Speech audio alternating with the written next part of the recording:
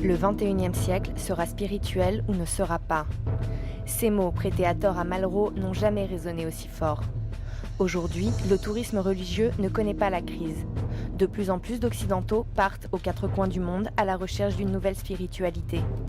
À côté des agences de voyage spécialisées, d'autres initiatives hors du commun ont vu le jour ces dernières années.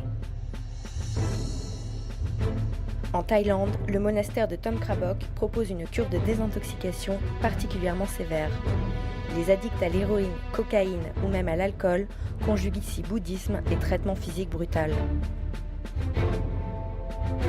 En Turquie, il est maintenant possible de suivre le programme Sufi for a Month et de se plonger pendant 10 jours dans les secrets de la culture soufiste, une branche de l'islam souvent décriée.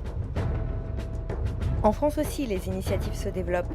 Une nouvelle tendance du moment, le chamanisme.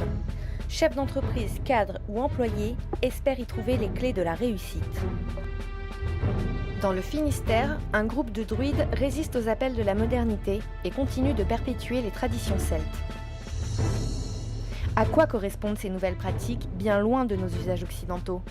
Que trouve-t-on dans ces stages et autres journées d'initiation? Et surtout, à quel prix? Escroquerie ou vrai développement personnel? Au XXIe siècle, la dévotion se marchande et les affaires marchent bien. Enquête sur ces nouvelles pratiques spirituelles.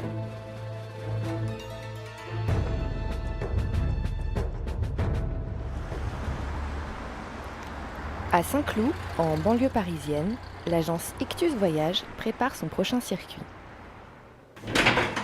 Bonjour. Tunisie, Liban et même Chine, cette société propose des itinéraires dans le monde entier. Elle pourrait passer pour un simple tour opérateur. Mais à y regarder de plus près, les voyages sont classés en plusieurs catégories. Marche spirituelle, chemin de pèlerinage ou retraite sans frontières. Le patron et fondateur, Thierry Sanson, a créé son entreprise il y a 12 ans, à la suite d'un long voyage en Asie. L'intuition a démarré en 99, avec beaucoup de marches dans les déserts, des marches spirituelles, des pèlerinages vers les hauts lieux chrétiens. On n'a pas démarré dans un contexte forcément favorable, j'allais dire, et pourtant ça a marché. Et effectivement, l'affaire de Thierry marche bien. Sa société génère près de 4 millions d'euros de chiffre d'affaires par an et fait vivre une dizaine de salariés. Et pour lui, la force de son succès tient en un mot, l'expérience. On privilégie souvent dans les voyages la découverte historique. Moi, c'était pas ça qui m'intéressait d'abord, c'était vraiment l'expérience. Et quand après un pèlerinage, ses clients lui adressent des petits mots de remerciement, l'homme d'affaires s'attendrit. Un grand merci pour ce voyage organisé.